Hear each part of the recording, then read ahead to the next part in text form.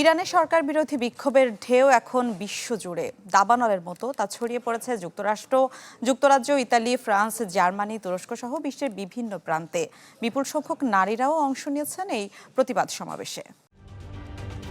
ঢালাইয়ে দৃঢ়তা, নির্মাণে নিশ্চয়তা, প্রিমিয়ার সিমেন্ট, ঢালাইয়ের রাজা।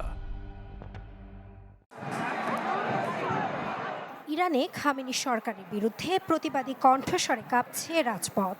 তীব্র দমনপীড়নের খবর যেন বিশ্বব্যাপী আগুনে ঘি ঢালছে।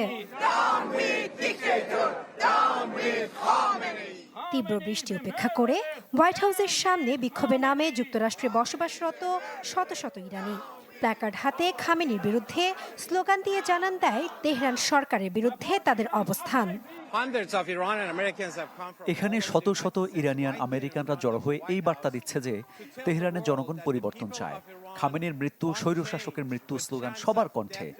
এখন সময় এসেছে তাদের পাশে দাঁড়ানোর। তারা বিদেশি অর্থ বা সাহায্য কিছুই চাচ্ছে না, শুধু আমাদের সমর্থন চাচ্ছে।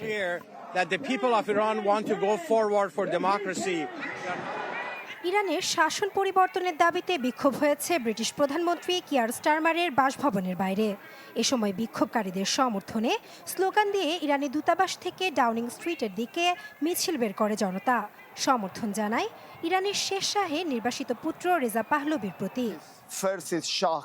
প্রথমে গণতন্ত্র ফেরানোর জন্য পাহলভিকে দেশে ফিরিয়ে আনা প্রয়োজন। এরপরই জনগণ সবচেয়ে যোগ্য ব্যক্তিকে বেছে নেবে, তবে তার আগে তাকে ফেরত আসতে হবে।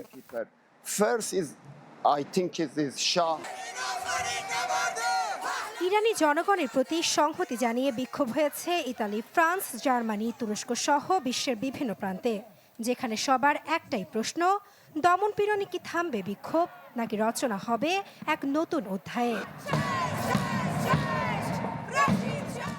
নাসরিন আক্তার, চ্যানেল 24।